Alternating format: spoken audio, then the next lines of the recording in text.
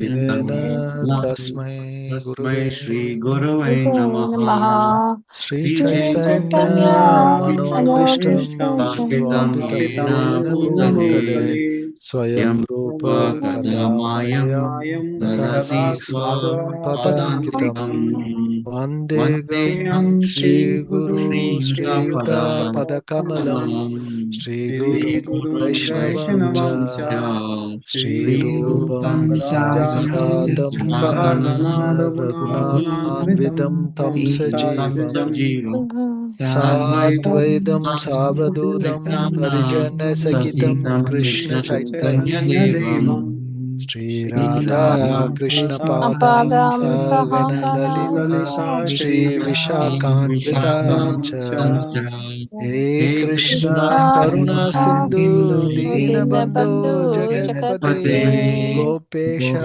Gopesha Gopika Gopika Kanta Kanta Radha Kanta Radha Kanta Namostute Namostute Tapta Tapta Kanchana Gaurangi Radhe Radhe Vrindavaneshwari Vrindavaneshwari Vrishabhanu Vrishabhanu Sude Devi Pranamami Pranamami Hari Hari Priye Vanchana Vancha Kalpa Kalpa Tarubhya Tarubhyasya Kripa Kripa Sindhu Sindhu Evacha Patitanam Pavanebhyo Pavanebhyo Vaishnavebhyo Vaishnavebhyo Namo Namaha Jai Shri Krishna Krishna Chaitanya Chaitanya Prabhu Nityananda Nityananda Shri Advaita Advaita Gadadara Shri Shri Vasadi Vasa Gaura Bhakta Vrinda Hare Hare Hare Krishna Krishna Hare Hare Krishna Krishna Krishna Krishna Krishna Krishna Hare Hare Hare Hare Hare Rama Rama Hare Hare Rama Rama Rama Rama Rama Rama Hare Hare Hare Hare Hare Krishna Krishna Hare Hare Krishna Krishna Krishna Krishna Krishna Krishna Hare Hare Hare Hare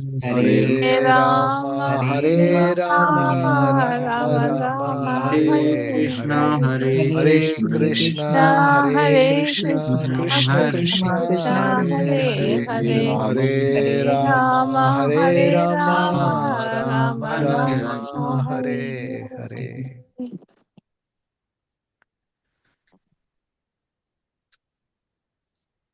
Yeah, let's recite the verses all together.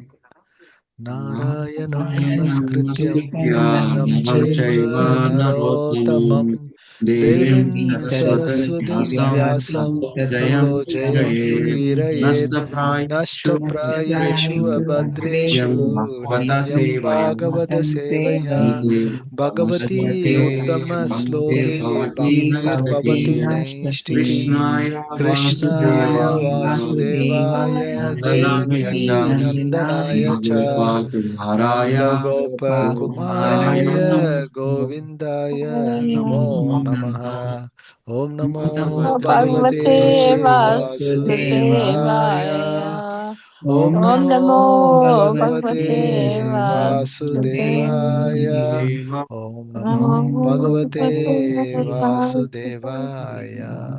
Deva. Hare Krishna. Yeah. Yeah. Probably I'll give a summary of this chapter before you can share the screen, Prabhu. Oh, All right. We are in chapter number 7, right? Yeah. So, title of the chapter, anyone? The son of Drona finished. The Punished. son of Drona Drona punished. punished. Who is the son of Drona? Ashwatthama. Ashwatthama. So, his name is not mentioned. Why not Ashwatthama punished? Right? They're saying Drona punished. So, what is the lesson here? Maybe we're saying that even the high sages or even their son can not be the same as their parents, father. Yeah. They can be misguided by other people also. Even having so much knowledge and self-realized, but still they can be distracted by other. Okay. Good point. That means the association. Yeah, so environment makes a mistake. Yeah, he is with Duryodhana, so what else Yeah. can we do? Association, yes, good point. Anyone else?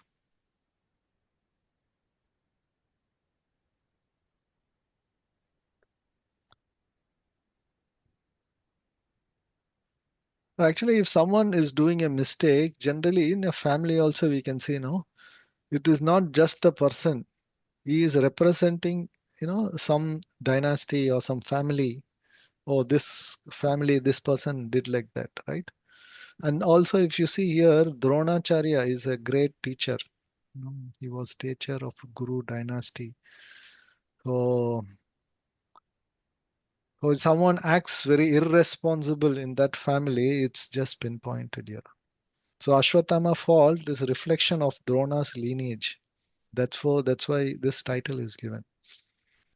And if you see in Bhagavatam, the so much Ashwatthama is it's felt so bad that his name is not anywhere mentioned, Ashwatthama. It is always called upon as Drauni Putra or his mother's name, Kripa, her son, like. So Ashwatthama's name is not mentioned in Bhagavatam. All right, so that's the title, about the title of this chapter. So there are around 58 verses in this chapter. So as I told you, the first 11 verses still is part of the previous question, like Bhagavatam, about the Bhagavatam. So that's concluding in this chapter.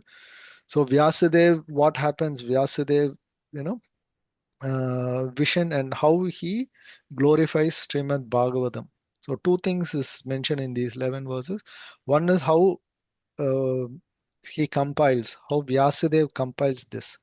And not only that, how he teaches this Srimad Bhagavatam to his son Sukadeva Goswami. So with this, that about Bhagavatam completes. And then the next question on about the birth and activities, wonderful birth and activities of Parikshit Maharaj. That starts on. That starts with the end of Kurukshetra war. So what happened at the near end of Kurukshetra war? Then how Ashwatthama kills, the sons of Draupadi, and how the Draupadi and Arjuna, how they lament, and then they Krishna and Arjuna and Bhima, they go after um, Ashwatthama, and Ashwatthama is become fearful, and then he did not know what to do, and then he releases the Brahmahasta. So that was a very terrific, and Arjuna does some prayers to Krishna there. Actually, in this series, lot of prayers comes. So in this seventh chapter, Arjuna's prayers coming, and the eighth chapter is Kunti Devi Shruti. So her prayers is coming, and then we have Uttara's prayers also there, and followed with Bhishma Shruti, Bhishma's prayer. So continuously, all the prayers are there. So in this, Arjuna prays what to do. He is terrified with this Brahmahastra, and Krishna asked him, yes, he is not able to retrieve. He is not being taught how to retrieve the Brahmasastra. So you attack with another Brahmastra to nullify that. So Arjuna releases another Brahmastra and nullifies what Ashwatthama has released. And finally, they capture Ashwatthama and they bring him to their camp. So when they come to the camp, before he going, Arjuna takes a vow that I will kill Ashwatthama and bring his head and put it on your, legs. He will make a vow to Draupadi. I'll put it on your legs, and then you can, do your cremation to all your sons, and then come and stand on the head and dance. So that's such a vow he will take, and he will leave. But then while he is cut, he brings him, and Krishna also says, yes, such a bad deed someone has done, he is to be punished, he is to be killed. Right. But when he is brought there, Draupadi, out of compassion and mercy, because he was the son of their teacher, Acharya, so she will ask them, they will say he should be left, he should not be killed. And then this chapter ends, what the final decision is taken. What Yudhishthir Maharaj is going to tell about this. What Bhima is, what are his views, and ultimately what is Krishna's views, and what was actually done. What was the punishment given to Ashwatthama. That's how this chapter ends. All right. And when we are talking on this, there was a question. Quickly, I will go through that. There was a question by Bhupesh Prabhu. Okay, let me take that question. He was asking what is the importance of acharyas or swamis in, probably this question came from, I think, with Dronacharya or something. I don't know. The Swami and Acharya, importance of Swami and Acharya's appearance day and disappearance day, right? So, why do we celebrate the appearance day and disappearance day of Acharyas? And how can we do that in our home? So that was the question. Anyone to share something before I? Prabhuji, this is Pranav. Yeah, Prabhuji, Hare Krishna. Hare Krishna. Possibly that we person go back to Krishna's service. That's why we are celebrating. Okay, good point. Yeah. Thank you, Prabhu. I would Yeah. think we should take inspiration from those Prabhuji. Exactly. That's another point.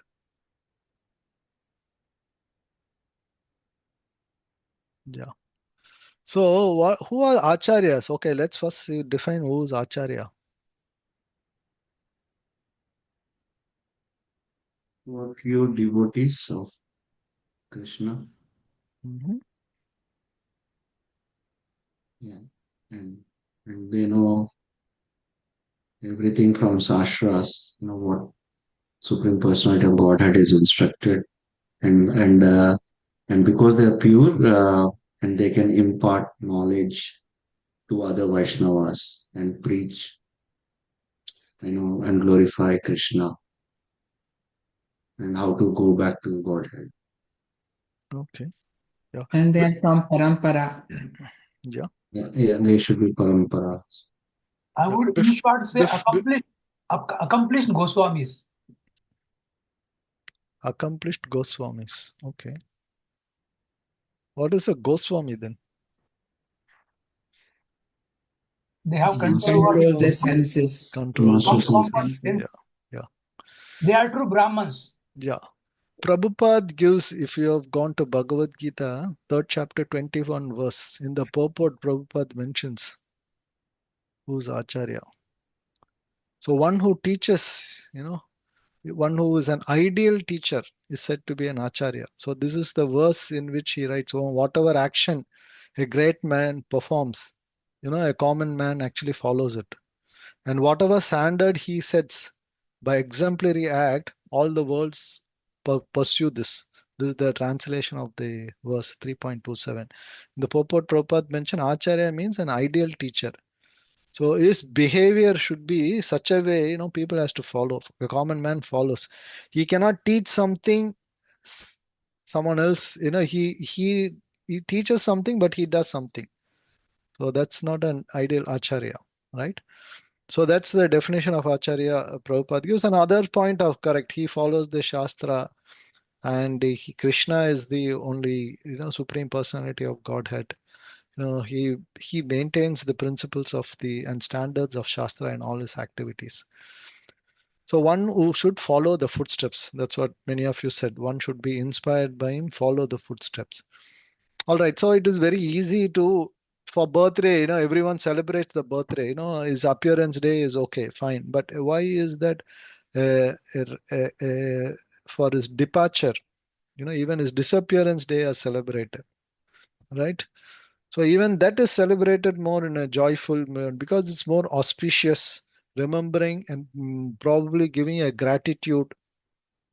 Okay. And not only that, for us, what is the message is we have to have a renewed commitment for that.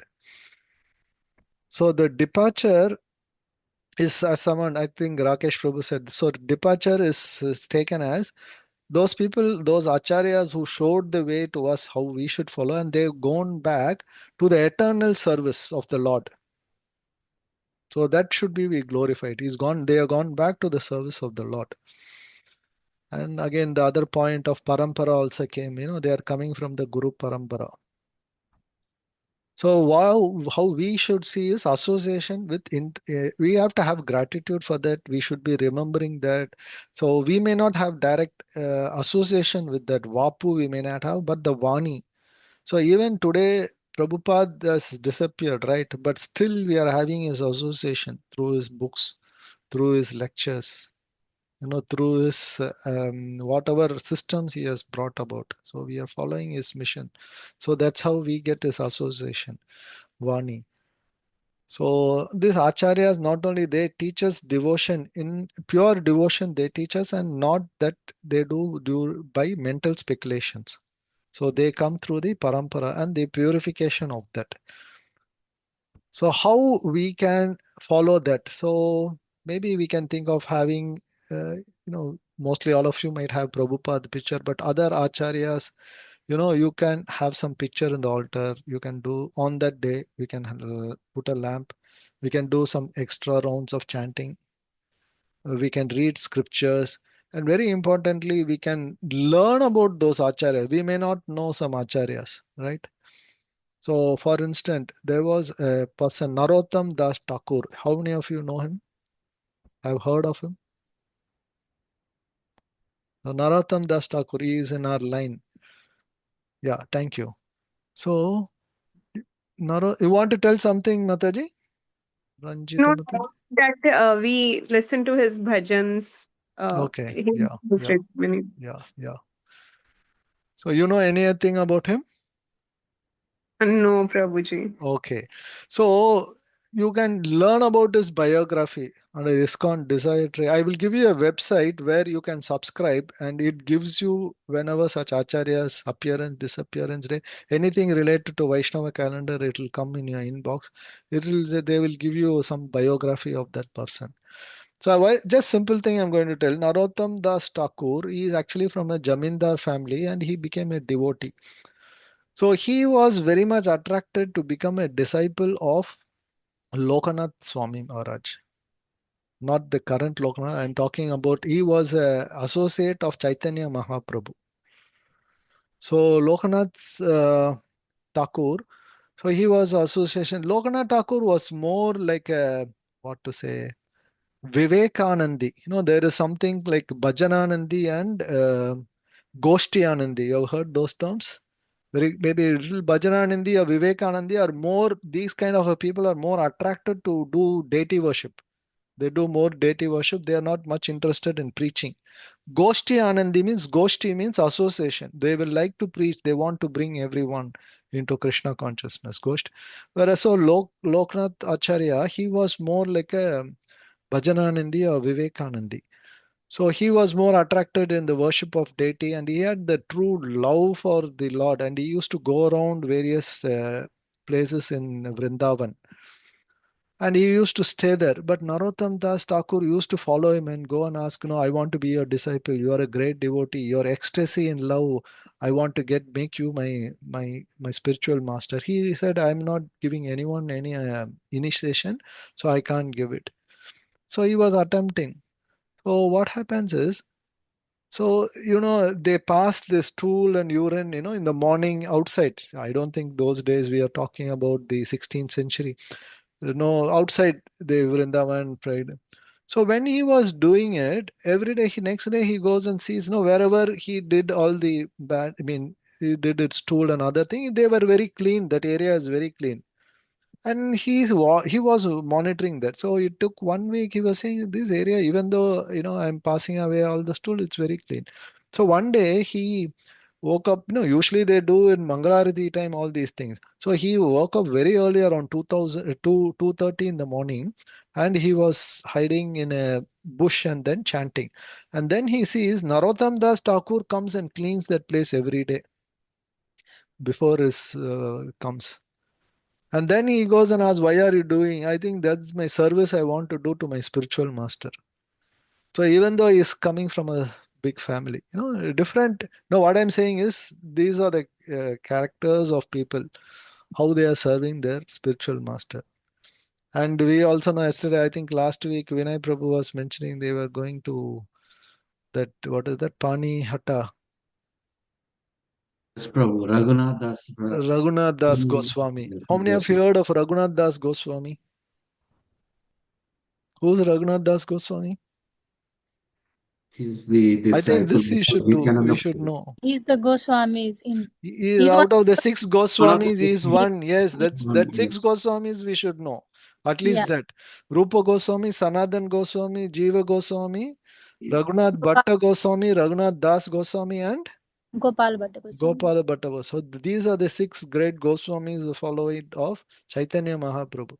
So Raghunath Das Goswami is said to be the first Goswami who met Chaitanya Mahaprabhu when he was very young. He was coming from a very rich family and very young age, he was so attracted to, this acharyas. So through his guru, very young age, even 6 years, 7 years, he had, the family had a guru. So the guru used to talk about Chaitanya Mahaprabhu and all. Just by hearing, he was so attracted. And he said he used to run away from the house. And at his age of 15, he went and met Chaitanya Mahaprabhu. He was so attracted. Then Chaitanya Mahaprabhu said, this is not the age for you to leave the family and come. You be in the family. When right time come, you join the mission. Right. And this Pani Hatta, which is because this is nothing but a chipped rice, and there's a place called Pani Hatta in Calcutta. So with chipped rice and dahi, he used to serve. So he went to see Lord Nityananda and this service was given to him. So you can give this to as a service to them. So it goes on, the story goes on how he leaves his house. The family gives a lot of protection to him. They put a lot of what to say, today's word, what you call that? Bodyguards. Bodyguards, yeah. So outside the house so that he doesn't escape the house because he used to run away and to see his gurus and other thing.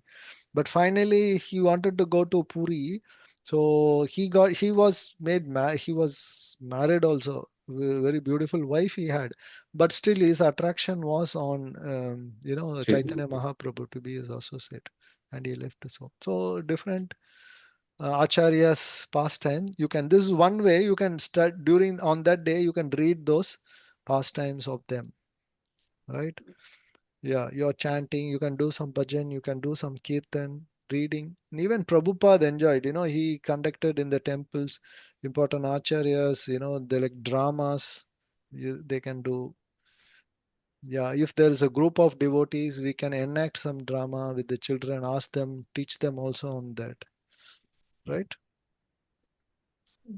And here some classes, there are so many lectures also given whenever, especially these comes, there are lectures given. And Prabhupada's disappearance day is always celebrated, both appearance and disappearance day. So when is Prabhupada's appearance day? September. Next day of Janmashtami. Yeah, very simple, Simple. next day of Janmashtami. And disappearance day, roughly? Day of Govardhan Puja. Yeah, the Kartik month it comes. Yeah. Yeah. Another important thing is Guru Ashtakam. The Samsara Dava. That's one of the prayer. Yes, that's a very important. You can sing that song. Mangalarti. Mangalarti. And having said this, especially if those are initiated devotees here, especially we participate in the Vyas Puja. We call it as a Vyasa Puja. And then you can make an offering to your Guru Maharaj. You can write something and offer your heartfelt gratitude to your Guru Maharaj. So these are few of the things, right? So I can go on this. I think this is enough for you to follow, like chanting, reading, knowing about their biography, get inspired. And I will give you that. It's called vaishnavacalendar.info.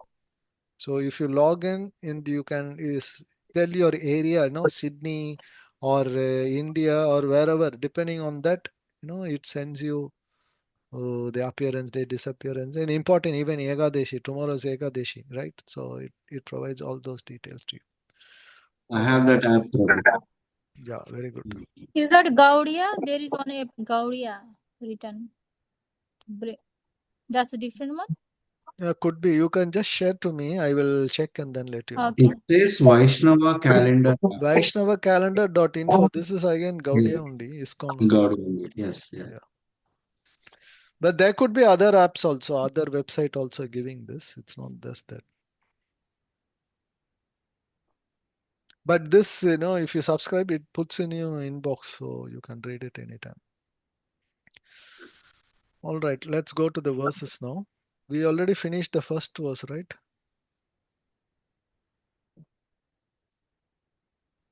So first verse was about the question by Saunaka Rsi. Saunaka Rsi, who's heading all the sages. So he asks, about to Suta Goswami. After hearing, Vyasadeva, after hearing from Narada Muni, what did he do? Did he follow? Did he act on those instructions? So just as we discussed that just hearing spiritual instruction is not enough. So true progress someone has to make is just by following them. So collecting the knowledge and following them. And that would help someone to transform.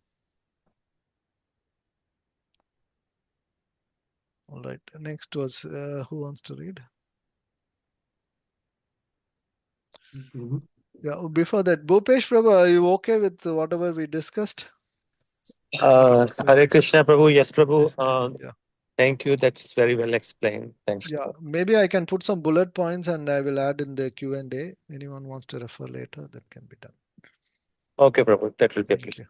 Thank you, Hare Krishna. Yes, Hare Krishna. Ranjita Mataji, you can read. Suta Uvacha Brahmanadyam Saraswatyam Ashrama Paschime Tate Samyaprasa iti Prokta Rishinam Satravardhana. Translation: Sri Suta said, on the western bank of river Sarasvati, which is intimately related with the Vedas, there is a cottage for meditation at Samyaprasa, which enlivens the transcendental activities of the sages. Purport: for spiritual advancement of knowledge, a suitable place and atmosphere are definitely required. The place on the western bank of the Saraswati is especially suitable for this purpose, and there is the ashram of Vyasadeva at Samyaprash. Srila Vyasadeva was a householder, yet his residential place is called an ashram. An ashram is a place where spiritual culture is always foremost. It does not matter whether the place belongs to a householder or a mendicant. The whole varnashram system is so designed that each and every status of life is called an ashram. This means that spiritual culture is the common factor for all. The brahmacharis, the grihasthas, the vanaprastha, and the sannyasis all belong to the same mission of life, namely realization of the Supreme. Therefore, none of them are less important as far as spiritual culture is concerned. The difference is a matter of formality on the strength of renunciation. The sannyasis are held in high estimation on the strength of practical renunciation. Hare Krishna. Hare Krishna. So what is this verse talking about? So Suta Goswami is saying where Vyasadeva was meditating. Where is that? Saraswati River. Near Bank of Saraswati River, Saraswati River. there is a Yeah. ashram, Yeah. At a place called Samyaprasa. Samyaprasa. Yes. So ashram, generally people think ashram is someone where all sages live, right? Yes. But what is Prabhupada saying there? Vyasadeva was a householder. Yet his Yeah. residential place is called a ashram. Ashram. So generally we hear, people, they live in ashram, if you especially going to Haridwar, Rishikesh, you will find a lot of ashrams. Many, mostly in dhams, they will be there, right? But here he says even a ashram is a householder living also is called as an ashram. Ashram is a place where spiritual culture. So that is important. So you can also make your house a ashram by cultivating spiritual culture. So that is foremost important. So that place would inspire, right? So once you come to your house, it should be inspiring for doing devotional service or spiritual activities. So such a place we can call as ashram. I know many devotees give their name to their houses, right? Some ashram or kutir, something like that.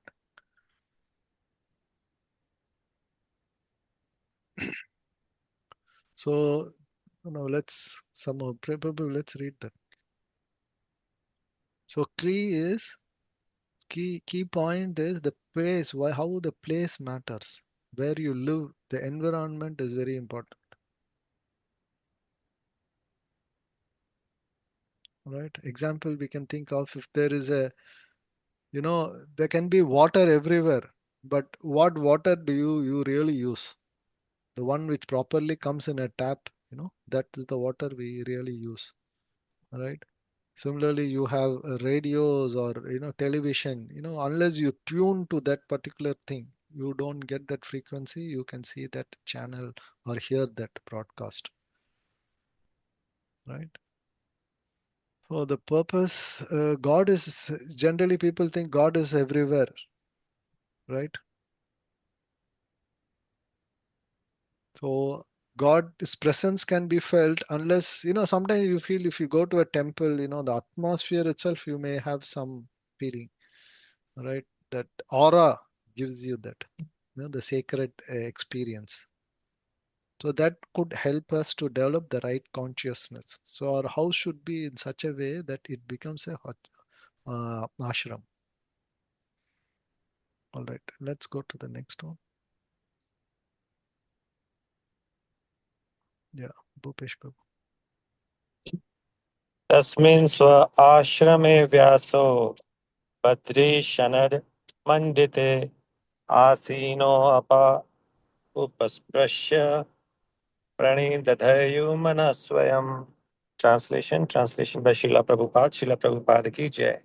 In that place, Srila Vyasadeva in his own ashrama, which was surrounded by berry trees, sat down to meditate after touching water for purification. Purport: under instructions of his spiritual master, Srila Narada Muni, Vyasadeva concentrated his mind in that transcendental place of meditation. Hare Krishna. Hare Krishna. Yeah. Upper Upashraya. So touching the water, that means he has done some achaman. How many of you heard the term achaman? Yes.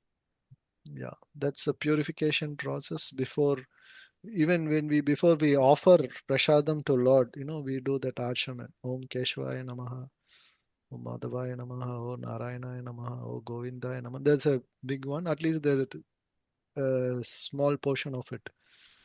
The mini achaman at least we do before we are offering the bhoga to the Lord, right? So that's what he did. So touching the water, he purification archaman he did, and then he was concentrating his mind. So sitting for meditation, following the instructions of his Guru Maharaj, Narada Muni, he was doing it. Right. So if you see what does this signifies.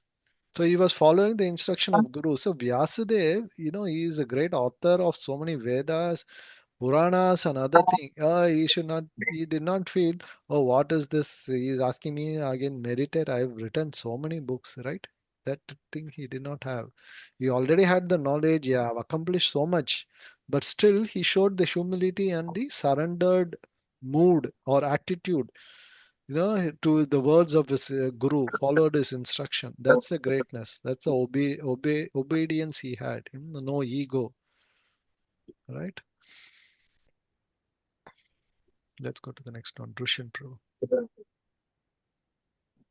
Krishna. Bhakti-yogena manasi samyak pranihate male apashyat purusham purnam mayam cha tad apashrayan. Translation and purport by Sri Bhakti-yoga Swami Srila Prabhupada ki jai. Translation.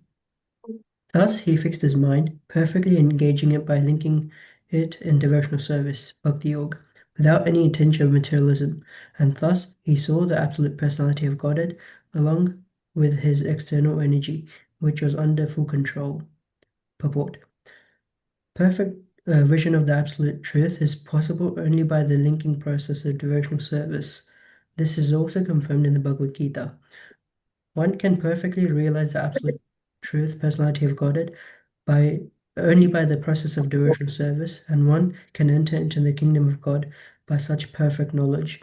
Imperfect realization of the absolute by the partial approach of the impersonal Brahman or localized Paramatma does not permit anyone to enter into the kingdom of God. Sri Narad advised Srila Vyasadeva to become absorbed in transcendental meditation on the personality of Godhead and his activities. Srila Vyasadeva did not take notice of the effulgence of Brahman because that was not absolute vision. The absolute vision is the personality of Godhead as it is confirmed in the Bhagavad Gita, chapter 7, verse 19. Vasudeva Sarvam Iti. In the Upanishads also is confirmed that Vasudeva, the personality of Godhead, is covered by the golden glowing Hiranmayana Patrena veil of personal Brahman, and when that curtain is removed by the mercy of the Lord, the real face of the Absolute is seen. The Absolute is mentioned here as the Purush or person. The Absolute personality of Godhead is mentioned in so many Vedic literatures and in the Bhagavad Gita. The Purush is confirmed as this eternal and original person. The absolute personality of Godhead is the perfect person. The Supreme Person has manifold energies, out of which the internal, external, and marginal energies are specifically important. The energy mentioned here is the external energy, as will be clear from the statements of her activities. The internal energy is there along with the absolute person, as the moonlight is there with the moon. The external energy is compared to darkness because it keeps the living entities in the darkness of ignorance. The word or apashayam suggests that this energy of the Lord is under full control. The internal potency or superior energy is called Maya, but it is spiritual Maya or energy exhibited in the absolute realm. When one is under the shelter of this internal potency, the darkness of material ignorance is at once dissipated, and even those who are atmaram or fixed in trance took shelter of this maya or internal energy. Devotional service or Bhakti-yoga is the function of internal energy. Thus, there is no place for the inferior energy or material energy, just as there is no place for darkness in the effulgence of spiritual light. Such internal energy is even superior to the spiritual bliss attainable in the conception of impersonal Brahman. It is stated in the Bhagavad Gita that the impersonal Brahman effulgence is also an emanation from the absolute personality of Godhead Sri Krishna. The Param Purusha cannot be anyone except Sri Krishna himself, as will be explained in the later shlokas. Hare Krishna. Hare Krishna. Yeah, quite a big purport. Oh, yeah, translation, what it says, Prabhu? Yes. So he was fixing his mind by engaging in devotional service to the personality of Godhead, and he saw the absolute personality of Godhead along with the external energy, and the personality of Godhead was controlling the external energy. Okay, yeah, thank you. Yeah. So he was meditating, engaging in Bhakti-yoga, without any material taints. So he could realize the Supreme Personality of Godhead along with the Maya Shakti. That's what is mentioned. What's Prabhupada saying in the purport? Can you pull it up, Prabhu? Perfect vision of absolute truth is possible. So one can get a vision only by bhakti, by doing bhakti. Right? So Prabhupada also quotes the verse from Bhagavad Gita.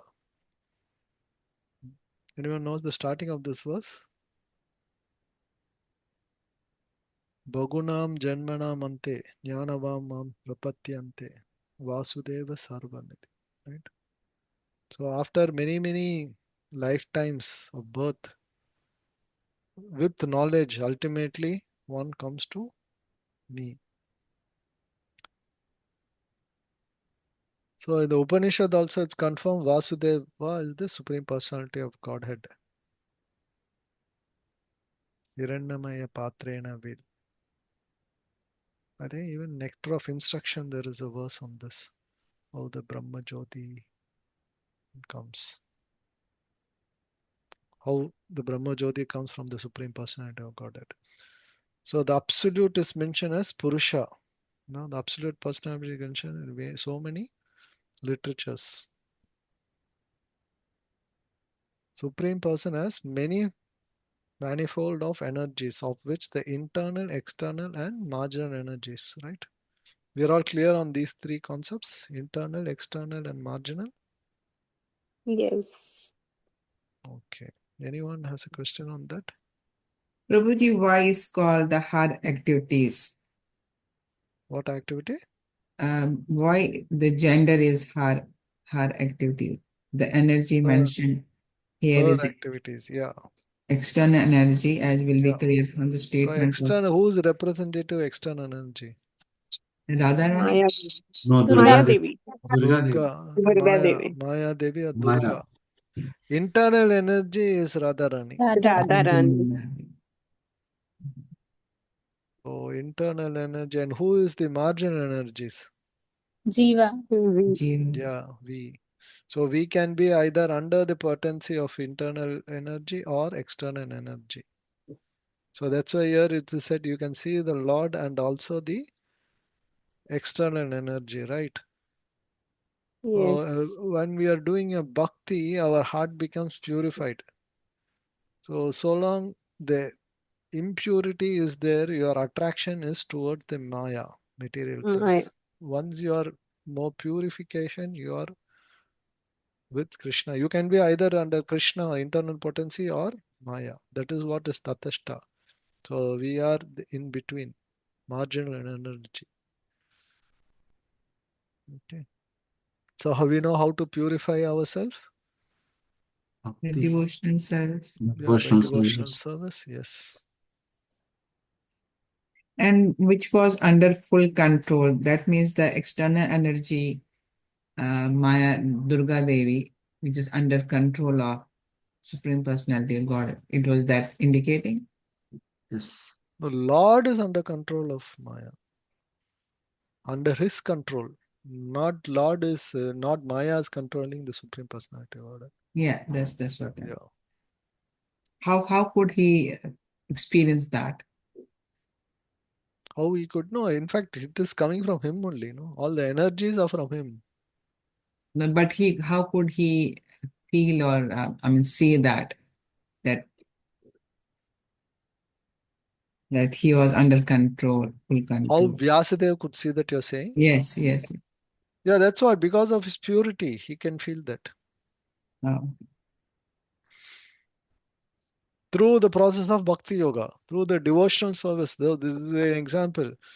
Through a process of devotional service, you can see, that Supreme Personality of Godhead. Here it is mentioned he could see both the Maya and the Supreme Personality of Godhead. And Maya is under the control of the Lord. That's through the Bhakti process. So not through any intellectual process.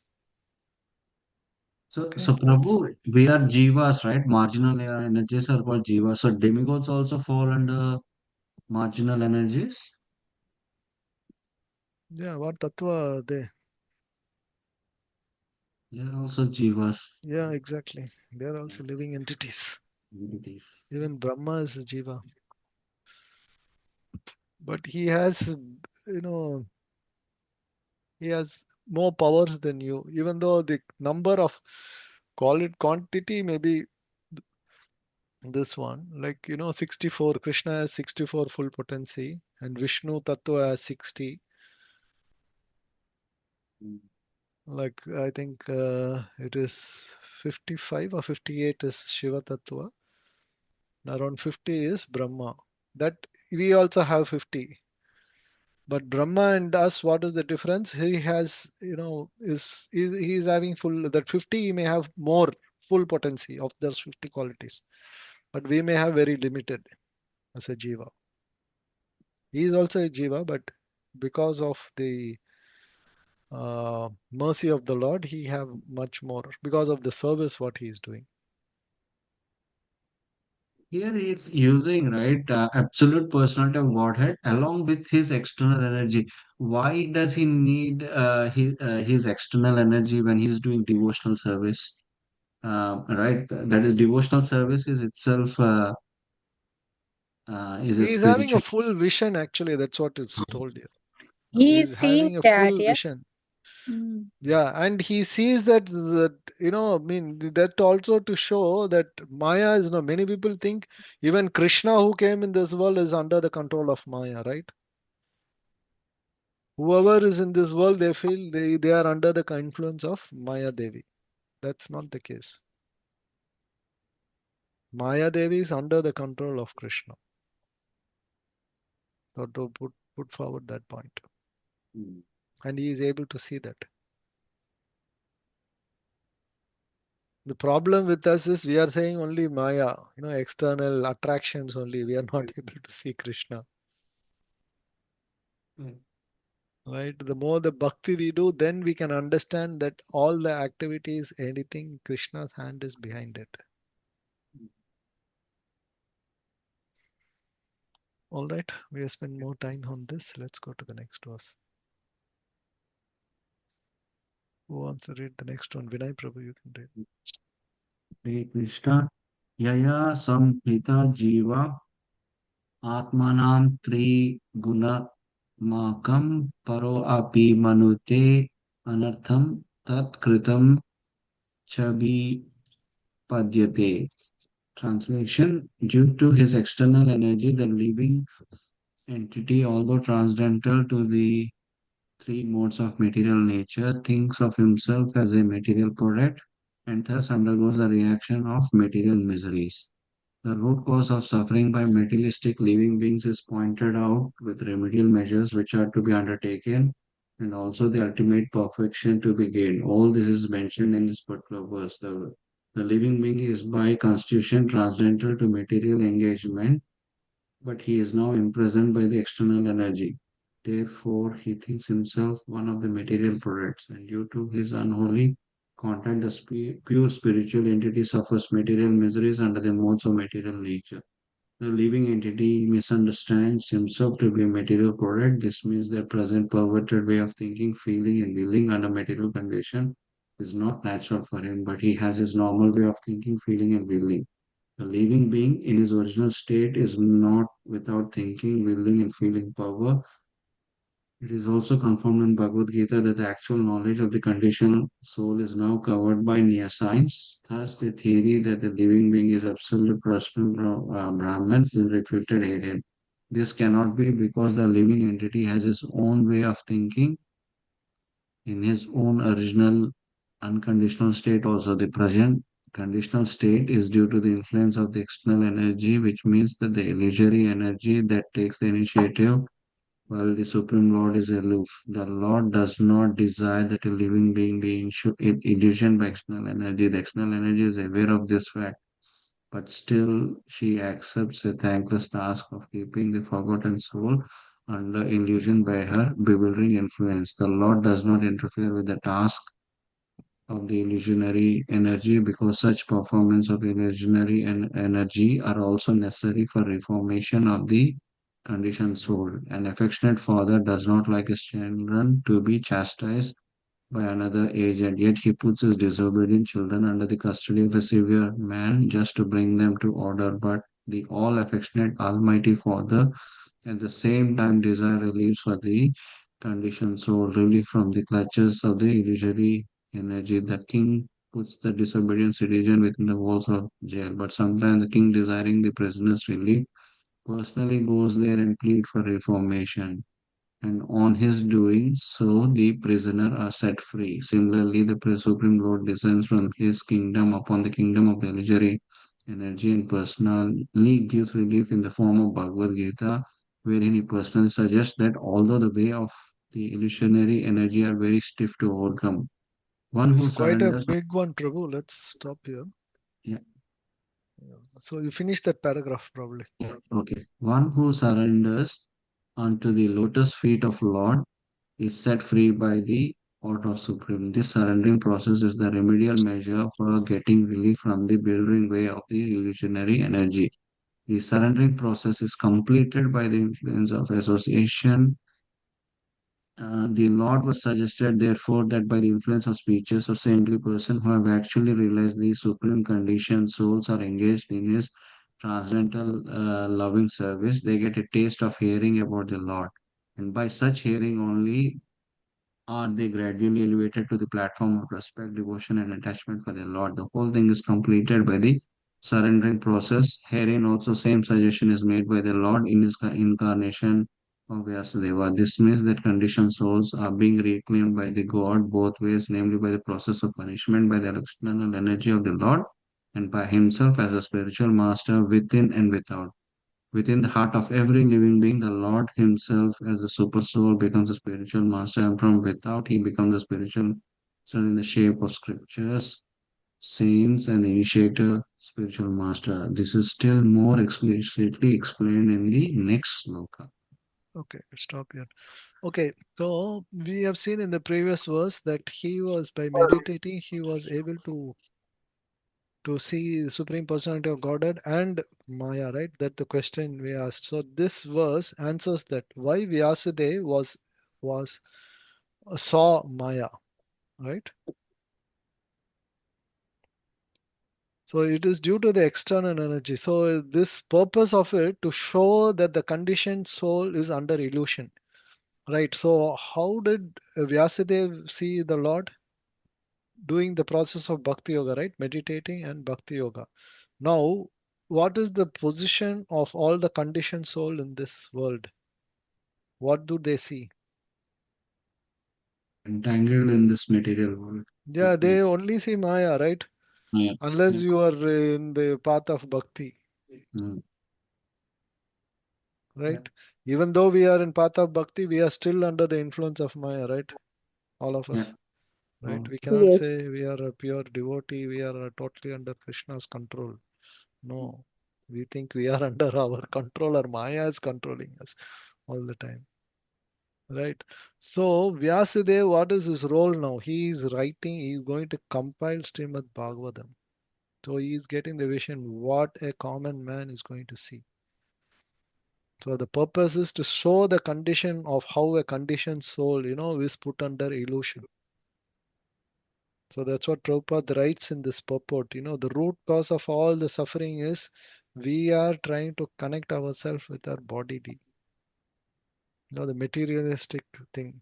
And that is the root cause. So the living entity misunderstands himself to the product of material product. He thinks he is a material product.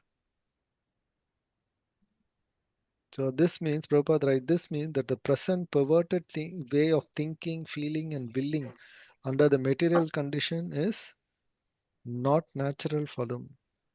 But he has his normal way of thinking, feeling, and willing.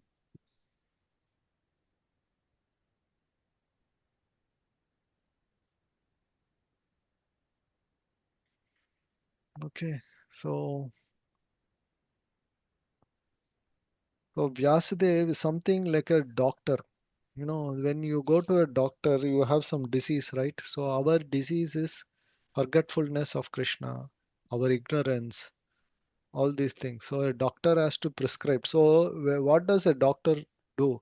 He doesn't just know about what tablet, he has to know what virus is causing, right?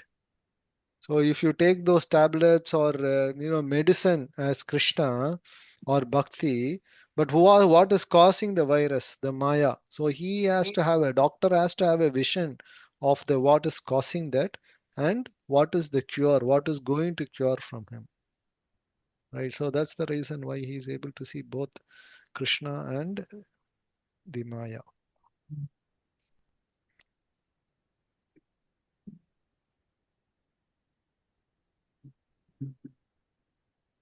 All right. I think this is a big purport. Maybe if you can read this purport, talking about more of the Maya's position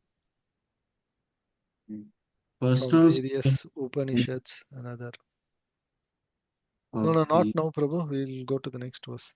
Next verse. Yeah. So he is talking about how Maya is mentioned in various Upanishads and other thing, and how Srimad Bhagavatam in the sum and moment remedy for all the sufferings of the humanity. The last paragraph talks about how we are put under the clutches of Maya, how Srimad Bhagavatam can give us the relief by following in the instructions of a Srimad Bhagavatam.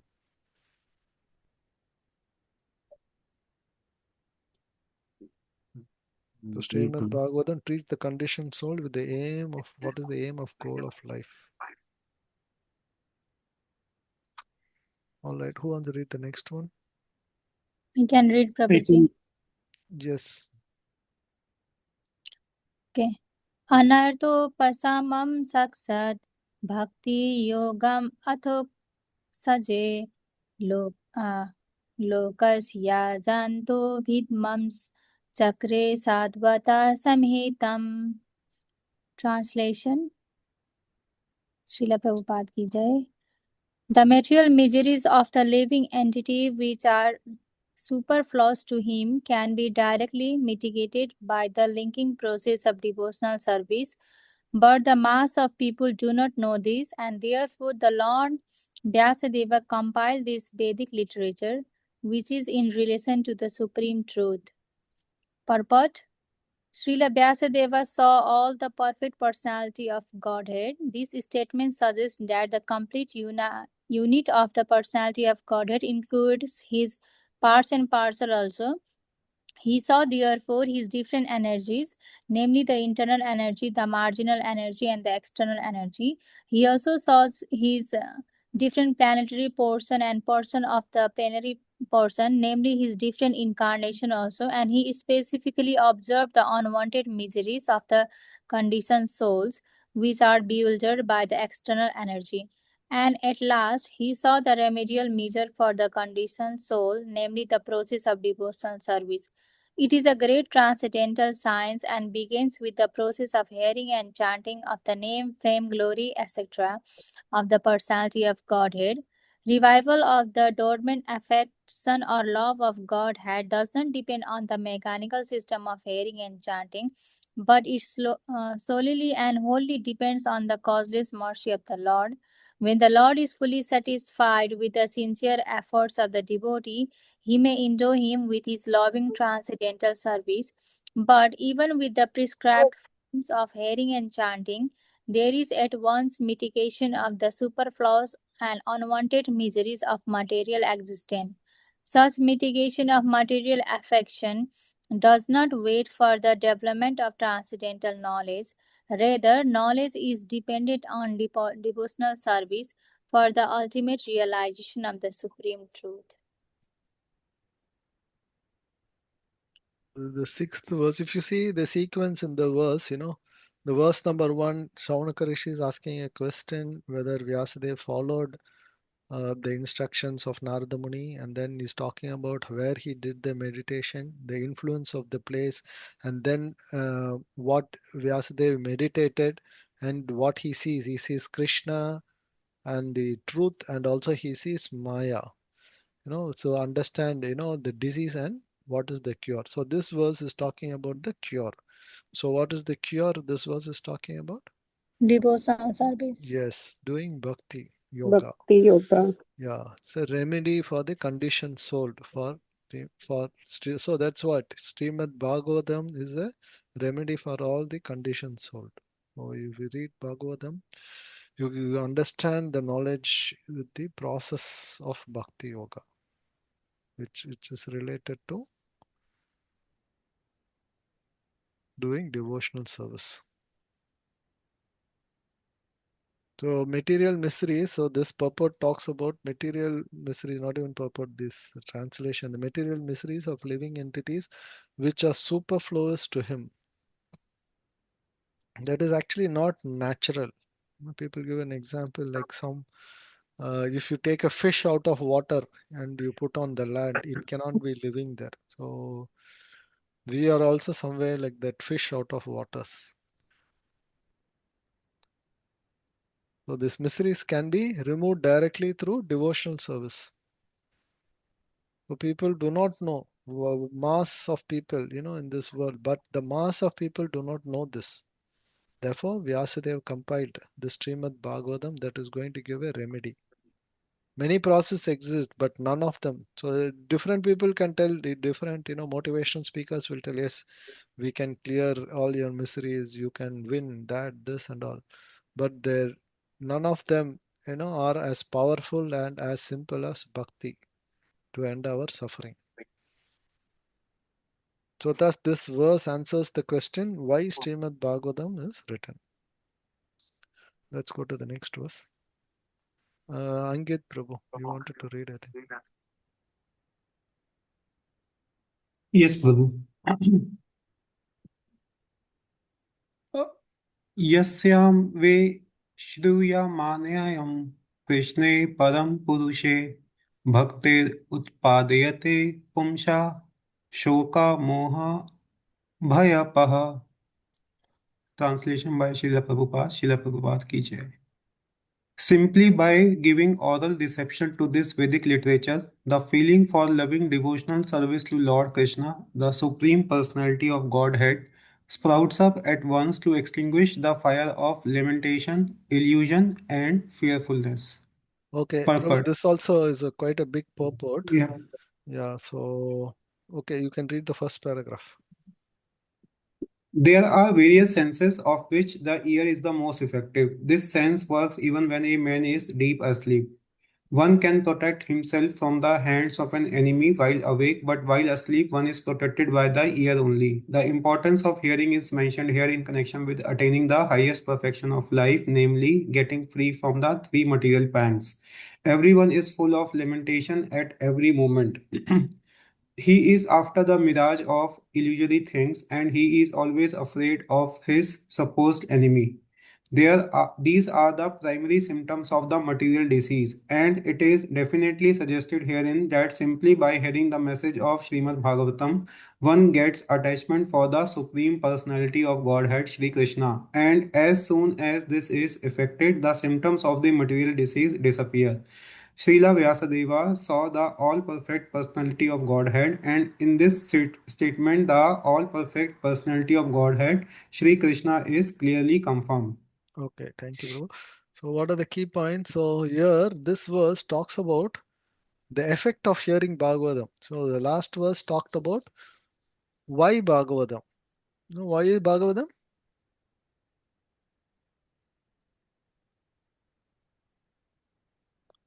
To mitigate the material desires. Yeah, it's a Material remedy disease. for the disease. Yeah. Yeah, it's a curing process, Srimad Bhagavatam. We are all conditioned, we are all diseased people. So Bhagavatam is a cure. So we know that cure. We have the medicine now, right? Bhagavatam is the medicine. Now, how to take that medicine? That's what is this verse talking about. So what is this verse taking? How do you take that medicine?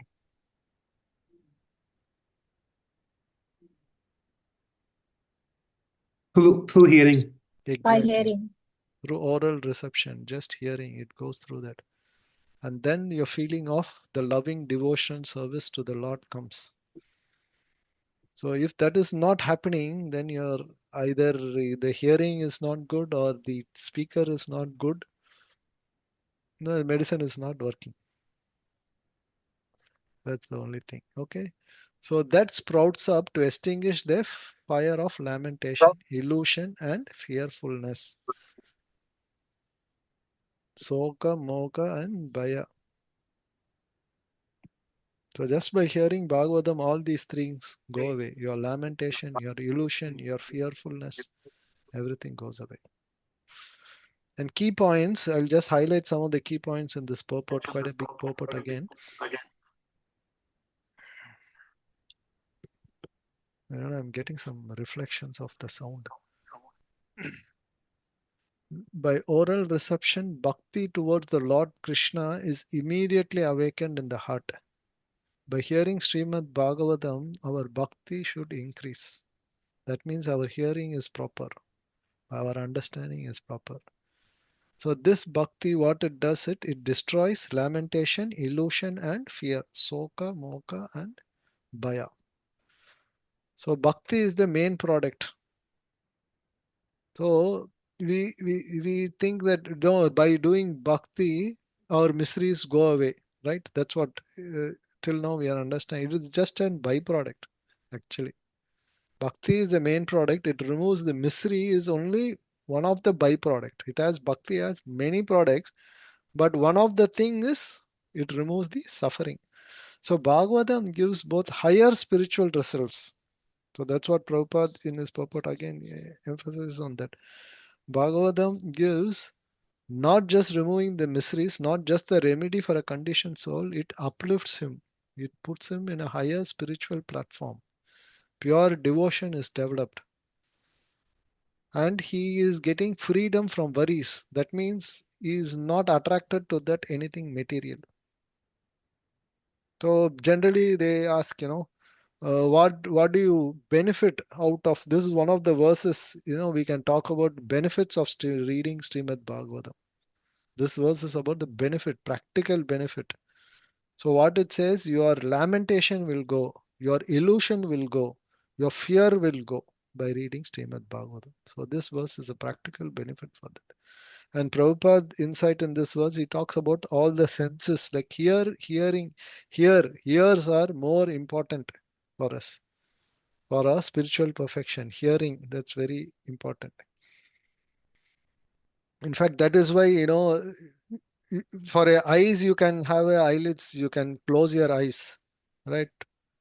Only for the ears, you don't have it always open for us to listen. But what we are listening, that is very important. So hearing alone can give us the highest perfection, just by hearing. Parikshit Maharaj went back to the spiritual world. Okay, let's go to the next verse. Yeah, read this purport later on. So Prabhupada also, the next one of the paragraphs says, loving devotional service to the Lord begins with hearing about the Lord. There is no difference between the Lord and the subject matter heard.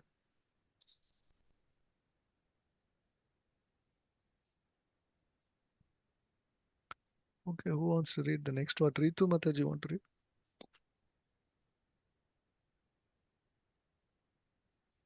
Hare Krishna. Hare Krishna. Sa sahitam bhagavati kritvanu karmanyo chatmajam shukham adyapayam asya nivritti nirvatam muniha. The great sage Vyasadeva, after compiling the Srimad Bhagavatam and revising it, taught it to his own son, Sri Sukadeva Goswami, who was already engaged in self-realization. Purport: Srimad Bhagavatam is the natural commentation on Brahma Sutra, compiled by the same author. The Brahma Sutra or Vedanta Sutra is meant for those who are already engaged in self-realization. Srimad Bhagavatam is so made that one becomes at once engaged in the path of self-realization simply by hearing the topics. Although it is especially meant for Paramahansas or those who are totally engaged in self-realization, it works into depths of the hearts of those who may be worldly men. Worldly men are all engaged in sense gratification, but even such men will find in this Vedic literature a remedial measure for their material diseases. Sukadeva Goswami was a liberated soul from the very beginning of his birth, and his father taught him Srimad Bhagavatam. Amongst mundane scholars, there is some diversity of opinion as to the date of compilation of Srimad Bhagavatam. It is, however, certain that from the text of Bhagavatam that it was compiled before disappearance of King Parikshit and after the departure of Lord Krishna. When Maharaja Parikshit was ruling the world as the king of Bharatvarsha, he chastised the personality of personality of Kali. According to revealed scriptures and astrological calculation, the age of Kali is in its 5,000 year. Therefore, Srimad Bhagavatam was compiled not less than 5,000 years ago. Mahabharata was compiled before Srimad Bhagavatam, and the Puranas were compiled before Mahabharata. That is the estimation of the date of compilation of the different Vedic literatures. The synopsis of the Srimad Bhagavatam was given before the detailed description under instruction of Narada. Srimad Bhagavatam is the science for following the path of Nivarti Marga. The path of Pravritti Marga was condemned by Narada. That path is the natural inclination for all conditioned souls. The theme of Srimad Bhagavatam is cure of the materialistic disease of human being, or stopping completely the pangs of material existence. Hare Krishna. Hare Krishna. Thank you. Actually, this verse would answer many of the previous questions. We had some discussion on Srimad Bhagavatam. So whether Srimad Bhagavatam was just written 5,000 years ago or before. So if you see in that verse, Kritva Anu Kriyama Ja Atmajam. Ja Atmajam means his own son. Kritma Anu Kriyama. Prabhupada gives here in the translation by correction and repetition. So even in the translation, he says the Srimad Bhagavatam. He after compiling the Srimad Bhagavatam and revising.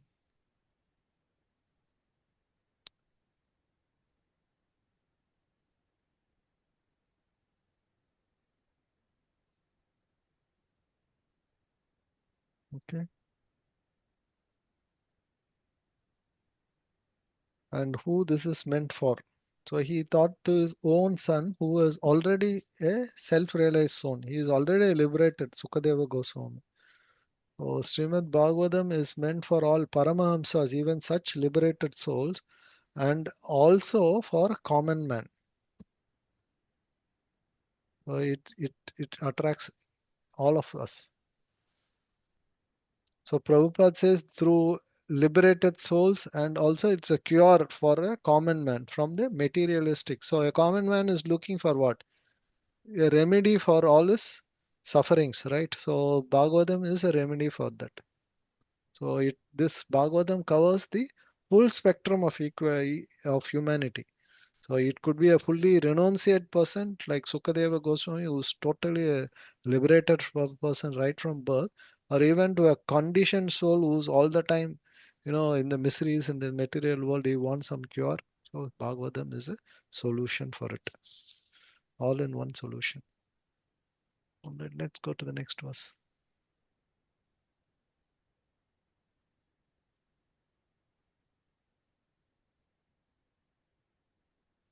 Maybe you can study on your own what is Nivarti Marg and what is Pravarti Marg.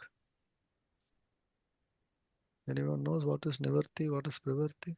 No offenses. Hmm? It's a pure devotion. Yeah.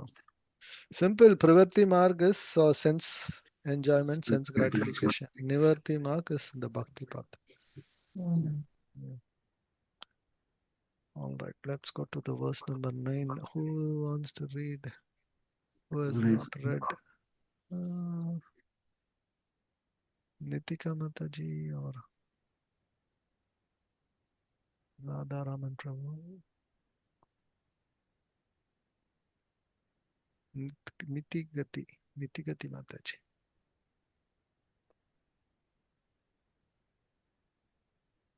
All right, come back to Vinay Prabhu.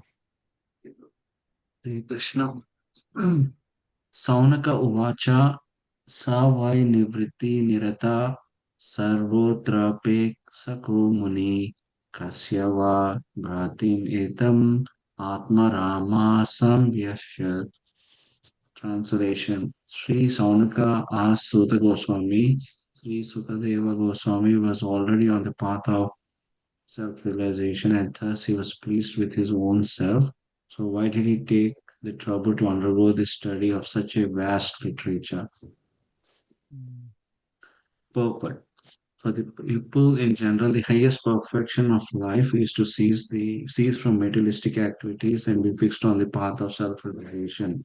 Those who take pleasure in sense enjoyment or those who are fixed in material bodily welfare works are called karmis. Out of thousands and millions of such karmis, one may become a atmarama by self-realization. Atma means self and arama means to take pleasure.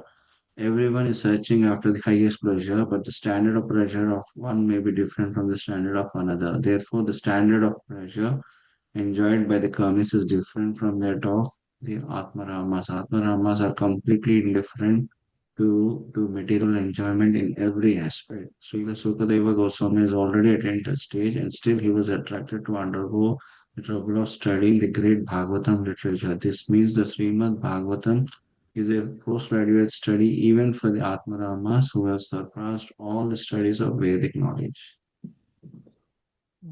Thank you, Prabhu. So this is again, what is this verse talking about? Who's inquiring here?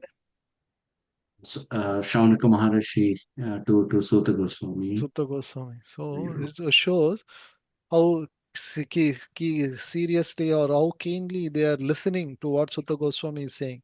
The previous verse Suta Goswami said that this Bhagavatam was taught to his son Sukadeva Goswami, who is already a Paramahamsa, already a liberated person. Now they are asking him, why should the already a liberated person should know this? He's already liberated. Why he needs Srimad Bhagavatam? Why he has to trouble all these things, right? So many of us we hear some story, pastimes of Krishna. We have already heard it earlier. I've already heard this, right? Like Govardhan Leela or any Leela you take. We we we sometimes feel that okay, I've already heard. Why should I again hear? So he's already a liberated man. Why he should go this trouble? That's the question he's asking there. Why he has to study the 18,000 verses in the scriptures?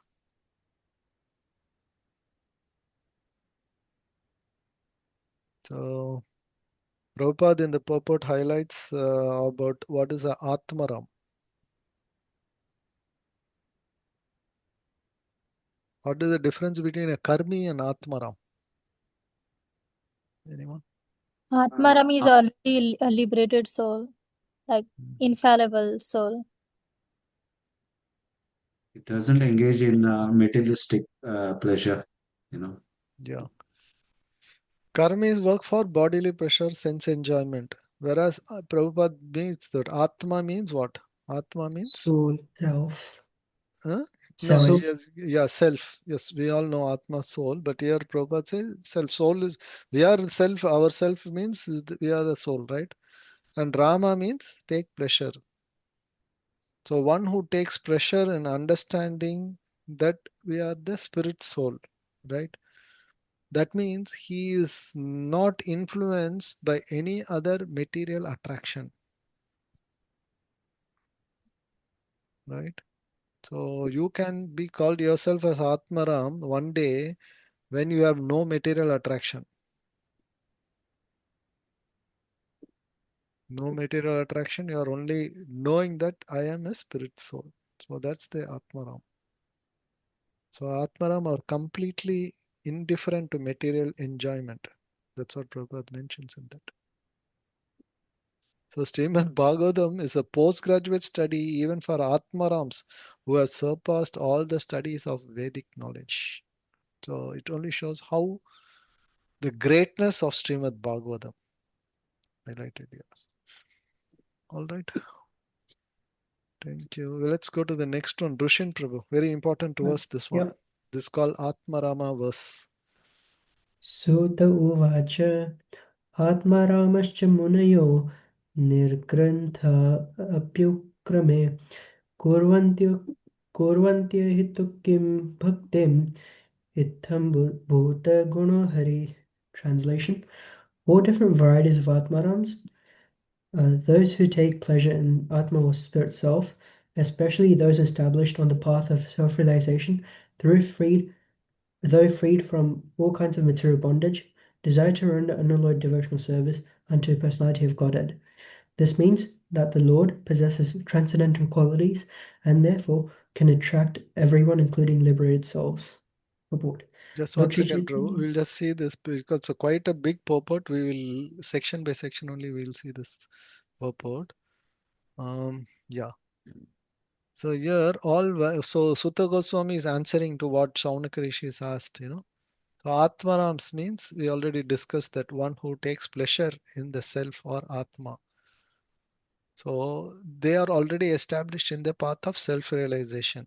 So that means they are freed from all material things. And their only desire is unalloyed devotional service to Supreme Personality of Godhead. So this means that Atmaram, this means that Lord possesses all the transcendental quantities which are attractive to even Atmarams. Even liberated souls are attracted to that. So yeah. You want to read the Yeah. purport? Yeah. Purport. Lord Sri Chaitanya Mahaprabhu explained this Atmanam Shlok very vividly before his chief devotee, Srila Sanatana Goswami.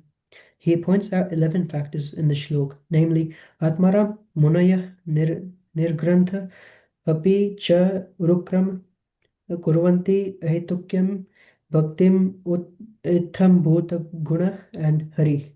According to the Vishwa Prakash Sanskrit dictionary, there are 7 synonyms for the word Atmaram, which are as follows: Brahman, the absolute truth, body, mind, endeavor, endurance, intelligence, and personal habits. The word Munaya refers to those who are thoughtful, those who are those who are grave and silent, ascetics, the persistent, mendicants, sages, and saints. The word nirgrantha conveys these ideas: one who is liberated from nescience, one who has no connection with scriptural injunction, i.e., who is freed from the obligation of rules and regulation mentioned in the revealed scriptures like ethics, Vedas, philosophy, psychology, and metaphysics. In other words, the fools, illiterate, urchins, etc., who have no connection with regular principles, a capitalist, and also one who is penniless.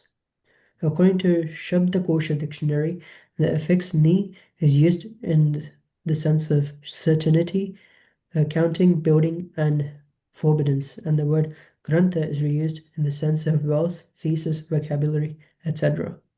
The word urukrama means the one whose activities are glorious. Krama means step. The word urukrama specifically indicates the Lord's incarnation as Vamana, who covered the whole universe by immeasurable steps.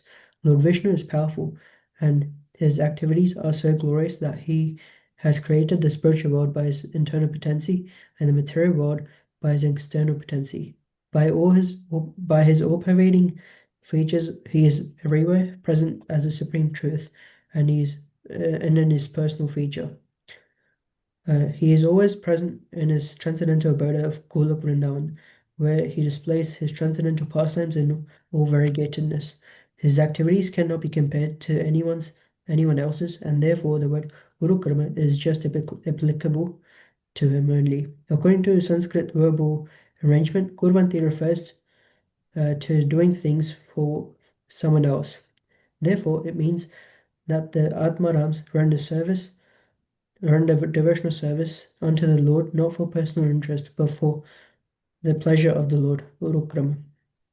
Hetu means Prabhu, you can go to this paragraph, the unalloyed devotional service. Just scroll up, Prabhu. Okay, there are the forms of liberations are 5 from the unalloyed. Go down. Vinay Sorry, Prabhu. which paragraph is it? Vinay Prabhu. Scroll down. Unalloyed. Unalloyed devotions. Yeah. No. Unalloyed devotional service of the Lord progresses in different stages. Practice of devotional service in the material field is of 81 different qualities, and above such activities is the transcendental practice of devotional service, which is one and called sadhana bhakti. When an unalloyed practice of sadhana bhakti is matured in transcendental love for the Lord, the transcendental loving service of the Lord begins gradually developing into 9 progressive stages of loving service under the headings of attachment, love, affection, feelings, affinity, adherence, following, ecstasy, and intense feelings of separation. The attachment of an inactive devotee develops up to the stage of transcendental love of God. Attachment of an active servitor develops up to the stage of adherence, and that for a friendly devotee develops to the stage of following. And the same is also the case for the parental devotees. Devotees in conjugal love develop ecstasy up to the stage of intense feelings of separation. These are some of the features of unalloyed devotional service of the Lord. Okay, we'll stop here, Prabhu. Thank you. So yeah, they are Prabhupada is talking about this, from Shraddha to Prema, those stages of a person get the transcendental love of God. So basically, this verse is talking about how the theme is the power of Krishna's attraction. Now, how Krishna is attracted even to people who are already liberated souls. So even though they are self-satisfied, without motivation, they can do unalloyed devotion to Krishna. So what is attracting them? The Krishna's qualities are attraction. So we see the example of how Sukadeva Goswami, who was already liberated, yet was attracted to Krishna's pastime. Krishna Sukadeva Goswami, I already mentioned this in one of the previous classes. So just after his birth, when Sukadeva Goswami, how young was he when he was born? 16. Yeah, he is born as a 16 years old boy when he's coming out, because he did not want to come out to this material world. He was always afraid that the Maya will influence him, it will catch him. So he did not want to come to this material world. Ultimately, within his heart, Krishna said, yes, I will protect you from this external energy Maya. Please come out to this world. So once he comes out to the world, he just walks away from the house and goes to the forest. So we have seen this previous class, right? And then his father goes behind him, calling him, and then he is lost in the forest. Only we have seen one of the verses where he's calling, and the trees were echoing the voice of Vyasadeva, and trees were also feeling, the separation from Sukadeva Goswami, who was going to the forest. But what happens is Vyasadeva sends some of his disciples to the forest, in disguise. And when Sukadeva Goswami is there, they used to say some verses. We already mentioned those verses. One related to how Putana was considered to be the mother who came as a demon, but still Krishna gave her the liberation, because he wanted to serve Krishna as a mother. She went and breastfeeded him. So such verses of Srimad Bhagavatam, one of the disciple was reciting. He was in disguise like a woodcutter in the forest. He was telling this verse, and Sukadeva Goswami got attracted to that. There was another disciple who took about how gopis, were in relationship with Krishna. In one of the verses from the 10th canto, they were reciting those verses, and Sukadeva Goswami was attracted to that. And he was asking, where are you people telling all this coming from? Then they said, okay, we will take to our guru, so he will explain you more details. So that's how from the forest Sukadeva Goswami comes back and to Vyasadeva. Then Vyasadeva gives him this Bhagavatam recitation. Right. So such people are attracted. Even though he's liberated, he did not want anything, but he was attracted to hearing Krishna Kada.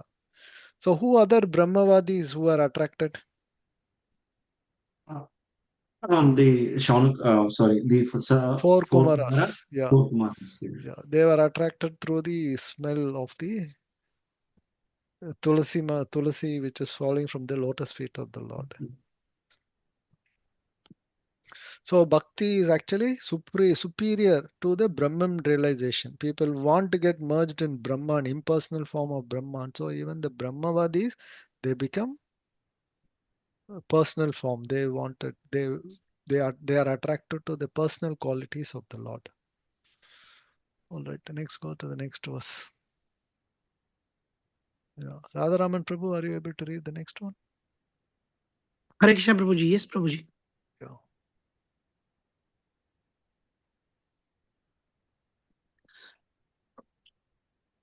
हरेर गुणाक्षिप्ता मतिर भगवान बंदर यनिहि अधा ज्ञान महाद आख्यामिम नित्यम विष्णु नज्जन प्रिय। Translation bye Shri भक्तिवेदांता Srila Prabhupada की जय। Translation: Srila Sukadeva Goswami, son of Srila Vyasadeva, was not only transcendental powerful, he was also very dear to the devotees of the Lord. Thus, he underwent the study of this great narration, Srimad Bhagavatam. Rapport by A.C. Bhaktivedanta Srila Prabhupada ki jai. According to Brahma Vivatra Purana, Srila Sukadeva Goswami was a liberated soul. Even within the womb of his mother, Srila Vyasadeva knew that the child after his birth would not stay at home. Therefore, he, Vyasadeva, impressed upon is the synopsis of the Bhagavatam so that the child could be made attached to the transcendental activities of the Lord. After his birth, the child was still more educated in the subject of the Bhagavatam by recitation, recitation of the actual poems. The idea is that generally the liberated souls are attached to the feature of the impersonal Brahman with the monistic view of becoming one with the supreme whole. But by the association of pure devotees like Vyasadeva, even the liberated soul becomes attracted to the transcendental qualities of the Lord. By the mercy of Sri Narada, Srila Vyasadeva was able to narrate the great epic of Srimad Bhagavatam. And by the mercy of Vyasadeva, Srila Sukadeva Goswami was able to grasp the import. The transcendental qualities of the Lord are so attractive that Srila Sukadeva Goswami became detached from being completely absorbed in impersonal Brahman and positively took up the personal activities of the Lord. Practically, he was thrown from the impersonal conception of the absolute thinking within himself that he had simply wasted so much time in devoting himself to the impersonal feature of the Supreme. Or, in other words, he realized more transcendental bliss with the personal feature that the impersonal. And from that time, not only did he himself become very dear to Vishnu Janas or the devotees of the Lord, but also the Vishnu Janas become very dear to him. The devotees of the Lord who don't wish to kill the individuality of the living entities, who desire to become personal servitors of the Lord, do not very much like the impersonalist. And similarities, the impersonalists who do desire to become one with the Supreme are unable to evaluate the devotees of the Lord. Thus, from time immemorial, these two transcendental pilgrims have sometimes been competitors. In other words, each of them like to keep separate from the other because of the ultimate personal and impersonal realizations. Therefore, it appears that Srila Sukadeva Goswami also had no liking from the devotees, but since he himself became a saturated devotee, he desires always the transcendental association of the Vishnu Gyanas. And the Vishnu's Gyanis also like this association. Since he became a personal Bhagavata, thus both the son and the father were completely conjugate of transcendental knowledge in Brahman. And afterwards, both of them become observed in the personal features of the Supreme Lord. The question as to how Sukadeva Goswami was attracted by the narration of the Bhagavatam is thus completely answered by this shloka. Hare Krishna. Hare Krishna. Thank you, Prabhu. Hare Krishna Prabhuji. Yeah, so this is the 11th verse, which is talking about how Sukadeva Goswami, why he was attracted to Srimad Bhagavatam, how he became absorbed to Krishna's qualities. So what did Sukadeva Goswami feel? Yeah, he actually regretted not knowing the transcendental qualities previously. Right? He regretted he wasted time of you know being earlier attracted to the impersonal Brahmavad, impersonal concept of absolute drink, simply thinking that within he had simply wasted so much time in devoting himself to the impersonal feature of the Lord. By hearing Bhagavatam from Sukadeva, from Vyasadeva, Sukadeva actually, he transformed from a Brahmavadi to a personal, from an impersonal form to a personal form. So Bhagavatam, it shows how much potency the Bhagavatam is there. It can even melt even a person who was so strongly, steadily fixed in impersonal form, right, to convert. And what about us? We are all conditioned soul. So through the help of Bhagavatam, we can also, our hearts can also be melted and transformed into a Krishna Bhakta. So if you all see, most of us, I mean, before coming into Krishna consciousness, we would have taken so many paths before coming into, right? So once we come into Krishna consciousness, how many have regretted, oh, I should have taken up Krishna consciousness long time back, right? How many feel it's late, or how many feel, oh, it's too early? I feel late. Too late. Too late? Feel Too late, late, Prabhu. Prabhu. Too late. Too late. Too late to take Krishna consciousness. So when should have we be taken it? 5 years old. 25. 5 years? Perfect is When 5 we were years. 5 years old. Yeah. Prahlad Maharaj took it in the womb itself. And Yes. here we are seeing Sukadeva Goswami, even before he entered the womb, he was hearing to Srimad Bhagavatam. As is the parrot, he was hearing to Srimad Bhagavatam. So, yeah, actually, we should have finished off our Krishna consciousness in the previous life and gone back to Godhead, but we are still here. That's But what they I are would very lucky, like Vaishnav kids who just took Yeah, birth and they started exactly. Yeah, devotional life. Yeah. very engaged. Exactly. I was too late. I think you are all very young people, here. I would say I took up very late, only in my 40s. Hare Krishna. Nityagati Mataji, you want to tell something or you want to read? I want to read Prabhuji Hare Krishna. Okay, Hare Krishna. Okay. No, we are just sharing. I mean, how are we in taking up Krishna consciousness? Prabhuji, we are very late. We are very late. Yeah, like many people said, like Durva Maharaj at the age of 5, we should be taking up. Yeah. Yes, whose So parents we are all devotees, know. Prabhuji. Yeah. If they are already following all the processes and everything, we know our parents are good, like they taught us like religious things and everything, but all like very Yeah. deep into Krishna consciousness. Yeah. Yes. It's more specific, I mean, actually, all people coming from the Indian background, we already had that, that's what to say, kind of thesis thing. Krishna Like, Bhakti. yeah, there is a God and we have to follow. The point is, we did not understand clearly, and our parents also, I don't know whether they could clearly answer our questions. So that is where we need this knowledge. Something ritualistic, we were doing things previously without understanding, okay, we have to do this, we have to pray to God, that thing. Why we are doing what we are doing, we couldn't understand.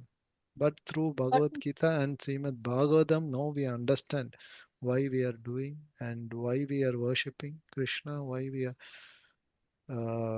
yeah, sorry. Prabhu, can I ask you now? There's a doubt in this topic only, or shall I wait until 9? We'll finish one more verse, Prabhu. Yeah. Yeah. Or anything very related, short one, unless it's going to be a big discussion. I don't know. I don't know. You don't Should know. we? I don't know.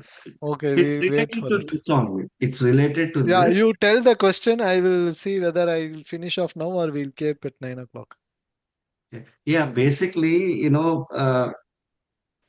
it happened all at 5,000 years ago, right? And Vyasadeva has written specifically for this, right? That way, all people in Kali Yuga can take up to the right path. So why our acharyas and our Brahmin priests, they all deviated from this and they gave wrong knowledge to everyone, right?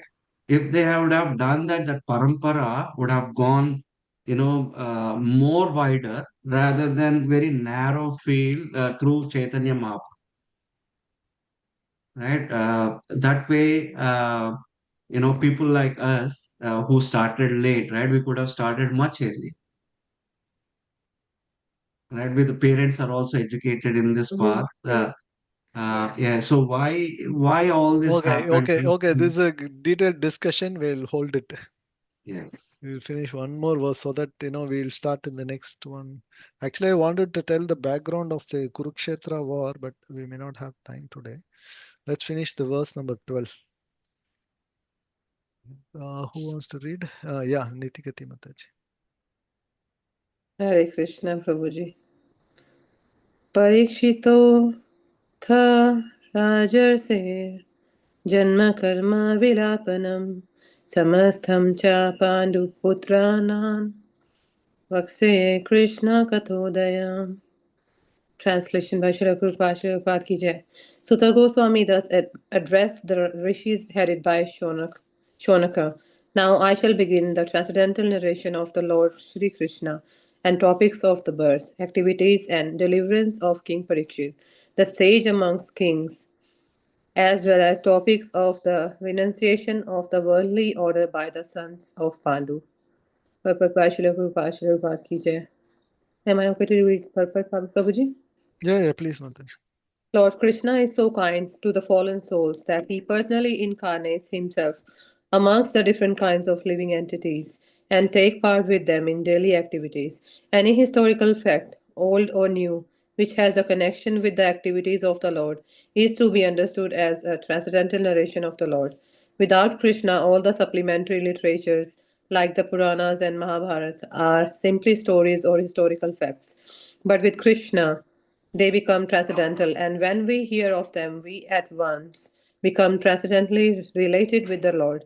Srimad Bhagavatam is also a Puran, but the special significance of this Puran is that the activities of the Lord are central and not just supplementary historical facts. Srimad Bhagavatam is thus recommended by Lord Sri Chaitanya Mahaprabhu as the spotless Puran. There is a class of less intelligent devotees of the Bhagavad Puran who desire to relish at once the activities of the Lord narrated in the 10th canto without first understanding the primary cantos. They are under the false impression that the other cantos are not concerned with Krishna, and thus more foolishly than intelligently they take to the reading of the 10th canto. These readers are specifically told herein that the other cantos of the Bhagavatam are as important as the 10th canto. No one should try to go into the matters of the 10th canto without having thoroughly understood the purport of the other 9 cantos. Krishna and his devotees, like the Pandavas, are on the same plane. Krishna is not without his devotees of all the rasas, and the pure devotees, like the Pandavas, are not without Krishna. The devotees and the Lord are interlinked, and they cannot be separated. Therefore, talks about them are all Krishna Katha or topics of the Lord. Hare Krishna. Hare Krishna. Thank you, Mataji. Yeah, as I said, up to the previous 11th verse is related to the question about the history of Srimad Bhagavatam. And now Suta Goswami is addressing the Saunaka Rishis and the sages, going to talk about the topic related to this, their second question about Parikshit Maharaj, his birth, activities, and how Parikshit Maharaj was delivered. So again, I'm going to repeat this question to you. So why are the sages interested in the birth and activities of Parikshit Maharaj?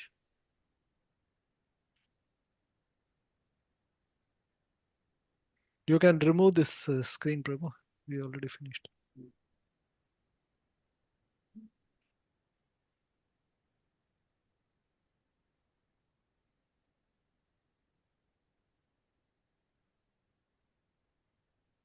We already discussed this. Because he had everything as a ruler, but he denounced everything at that moment and then left everything and started doing the listening.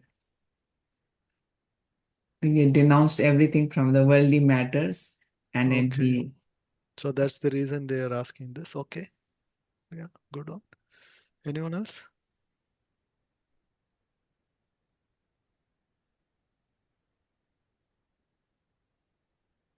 Also, they might, they want to understand how Krishna protected, Parikshit Maharaj and how his existence came. Yeah. Because his life's aim was to please Krishna.